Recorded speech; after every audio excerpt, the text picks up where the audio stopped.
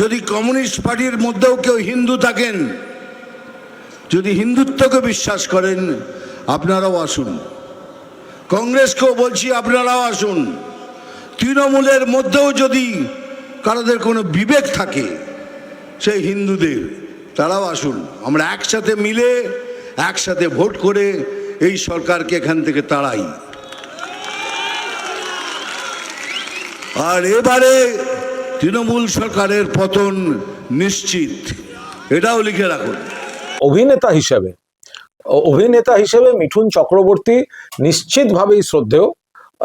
উনি আসছেন একটা কাজে, আর এখানে এসে কুৎসা করছেন। আজকেও তিনি মমতা বন্দ্যোপাধ্যায় সরকারকে কুৎসিত ভাষায় আক্রমণ করেছেন, যেগুলোর উত্তর তো আমার অন্যদের দেওয়ার কথা, যারা তার সঙ্গে বেশি মেলামেশা করে। আমি একটা কথা বলি, ওই যে প্রজাপতি 2 বলে একটা সিনেমা আসছে না, ওখানে প্রজাপতিটা হচ্ছে ওই মিষ্টি বাচ্চা মেয়েটা। মিঠুনদা বেসিক্যালি এখনো শুঁয়োপোকা হয়ে আছে, ও কিন্তু এখনো প্রজাপতিতে মানে উত্তরণ ঘটেনি। মালি হিসেবে দেব গাছপালায় জল টল দিয়ে ওই কীটনাশক দিয়ে নানা কাজকাণ্ড করছে, কিন্তু মিঠুনদা কিন্তু এখনো রাজনৈতিক শুঁয়োপোকা হিসেবে তার প্রজাপতিটা হচ্ছে এই বাচ্চা মিষ্টি মেয়েটা। একের পর এক দল ঘুরেছে, কিছু অভিযোগ আসার পর কোনো কারণে মিঠুনদা গিয়ে বিজেপিতে শেল্টার নিয়েছে, আর ওই সিনেমা করতে এখানে আসে। আর এসে থাকে তো তৃণমূলের এমপি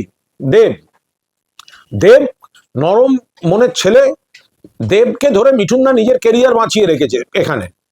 আর গালাগালি করার সময়, কুৎসা করার সময় মমতা বন্দ্যোপাধ্যায় সরকার আর পশ্চিমবঙ্গে কুৎসা করে যাচ্ছে। আমি বলছি শুনুন, প্রজাপতি 2-তে প্রজাপতিটা হচ্ছে মিষ্টি মেয়েটা, বাচ্চাটা, শুঁয়োপোকা হচ্ছে মিঠুনদা, আর মালি হচ্ছে দেব।